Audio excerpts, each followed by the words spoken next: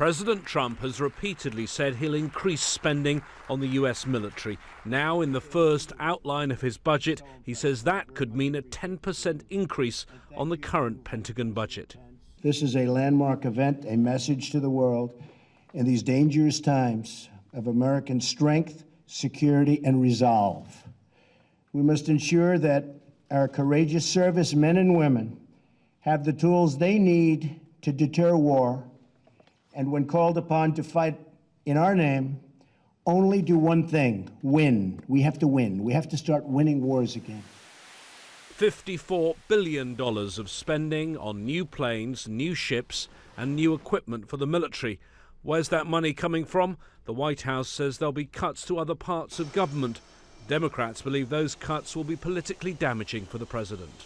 We don't know where the cuts are coming from, but it's hard to see with this magnitude of cuts that, once again, middle-class people, working families are going to be hurt. They're going to almost certainly, by what they've said, breathe dirtier air and drink dirtier water. President Trump has made it quite clear that his top military priority is the campaign against ISIL. When he first came into office, he gave the generals 30 days to come up with a plan. That plan has now been delivered to the White House.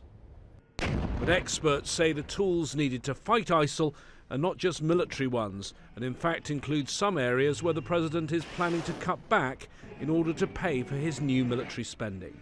I can think of 2 or 3 areas around the world where I think we're presently underfunding very important foreign aid efforts that have direct bearing on U.S. national security. For example, Iraq, where we're working hard to try to help the Iraqis liberate Mosul.